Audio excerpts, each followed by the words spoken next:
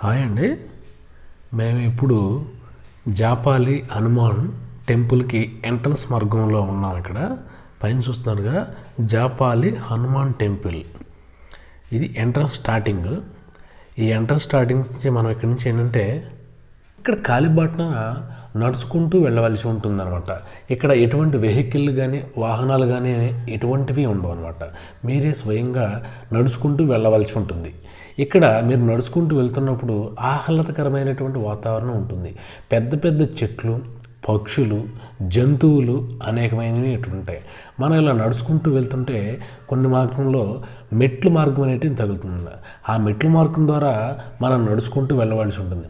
దాంతోపాటు మనతో పాటు అనేక మంది భక్తజనం కూడా మనతో పాటు ఇక్కడ రావడం జరుగుతుంది. మీరు చూస్తున్నారు కదా, ఈ మెట్ల మార్గం ద్వారా మనం ఇలా పైకి ఎక్కవలసి ఉంటుంది.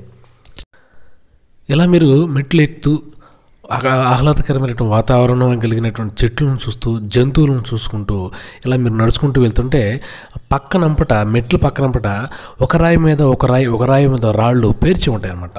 దాని నమ్మకం ఏంటంటే, ఇక్కడ ఉన్న నమ్మకం ఎవరైతే గృహం లేదో అటువంటి వాళ్ళు ఒక రాయి మీద ఒక రాయి పేర్చుకుంటే వాళ్ళకి గృహం ప్రాప్తిస్తుంది అనేటువంటిది ఇక్కడ నమ్మకం అనమాట. వీళ్ళ యొక్క నమ్మకం అనమాట.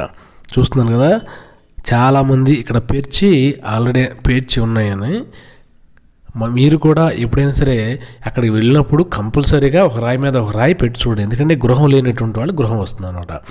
ఇక్కడ ఉన్నటువంటి చెట్లు చాలా పెద్దవి అనమాట. ఈ చెట్టును చూశారు కదా, ఈ చెట్టు యొక్క మొదలు చాలా పెద్దది. ఇంతవరకు ఇటువంటి చెట్టు నేను ఎప్పుడు చూడలేదు. ఇది చాలా పెద్దది.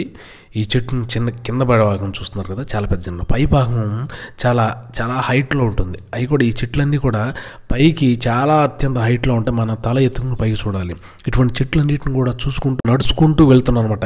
ఎవరైతే తిరుమలకు వస్తారో వారు కంపల్సరిగా ఈ జపాలి క్షేత్రం 7 కిలోమీటర్ల దూరం ఉంటుంది తిరుమలకి. కంపల్సరీకి ఈ జపాలి క్షేత్రాన్ని దర్శించుకోండి. ఈ జపాలి క్షేత్రం ఎంట్రన్స్ భాగం ఈ విధంగా ఉంటుందన్నమాట. ఈ జపాలి క్షేత్రం యొక్క ముఖ్యమైనటువంటి ప్రాసెస్ ఏంటంటే, జాపాలి మహర్షి తిరుమలగిరి ప్రాంతంలో తపస్సు చేయడం జరిగింది.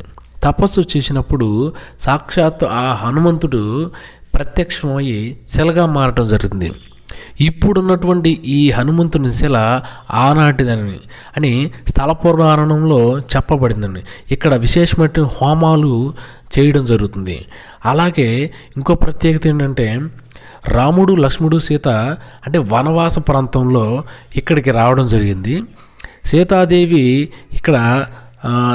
ఇక్కడ కోవిల ప్రాంతంలో స్నానం చేయడం జరిగిందని చెప్పి పురాణాల్లో ఇక్కడ తెలపడం జరిగింది. అంటే సీతాదేవి గుంట అనేటువంటిది నామకరణం జరిగింది. అలాగే ధ్రువుని ప్రాంతంగా చెప్పబడుతుంది అన్నమాట ఈ తిరుమలగిరి ప్రాంతం. ఈ క్షేత్రానికి వచ్చేటువంటి భక్తులు 9 రోజులు దీక్ష వహించి ఇక్కడికి వచ్చి తమలపాకులతో అభిషేకం చేయించడం జరుగుతుంది. అలాగే ఈ కోవిలలో స్నానమాడటం జరుగుతుంది. ఈ క్షేత్రం అంటే పురాణాలలో ఈ క్షేత్రాన్ని గురించి వివరించడం జరిగిందని చెప్పి ఇక్కడి ఉన్నవారి యొక్క నమ్మకం అన్నమాట. ఈ ప్రాంతంలో మేము తిరుమలకు వెళ్ళిన ప్రతిసారి కూడా ఈ క్షేత్రాన్ని దర్శించుకునే వెళ్తాం.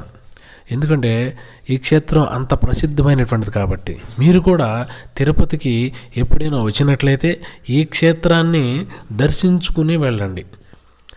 ఈ క్షేత్రంలో అంటే ఇప్పటిది కాదు, అంటే పురాణాలలో ఈ క్షేత్రాన్ని గురించి చెప్పడం జరిగింది. ఈ క్షేత్రం దగ్గర ప్రాంతంలో మనం నడుస్తూ ఉంటే జలపాతాల సౌండ్ అనేటటువంటిది మనకు వినిపిస్తూ ఉంటుందన్నమాట. మాకు దగ్గరలోని పక్కనే ఒక జలపాతం పైనుంచి కిందగా వస్తూ ఉంటుంది. ఆ జలపాతం నుంచి వచ్చినటువంటి ప్రాంతం నుంచి కోవిల్లోకి నీళ్లు వెళ్ళటం అనేది జరిగింది. ఇక్కడ చూస్తున్నారు కదా, ఇక్కడి నుంచి వాటర్ అనేటువంటి వెళ్ళడం జరిగింది. ఇది కొండ పైనుంచి పైభాగం నుంచి ఈ వాటర్ రావడం జరిగింది అనమాట. క్షేత్రాన్ని దర్శించుకున్న తర్వాత మేము ఈ చుట్టుపక్కల ప్రదేశాలన్నింటినీ కూడా తిరగడం జరిగిందన్నమాట. ఈ ప్రాంతాలన్నీ కూడా చాలా ఆహ్లాదకరంగా ఆనందంగా ఉన్నాయి. మీరు కూడా ఈ జపాలి క్షేత్రానికి వచ్చి దర్శించుకోండి. చాలా ఆనందంగా ఆహ్లాదకరంగా ఉంటుందన్నమాట. ఓకే ఫ్రెండ్స్, ఈ వీడియో మీకు నచ్చినట్టయితే లైక్ చేయండి, షేర్ చేయండి. Thank you.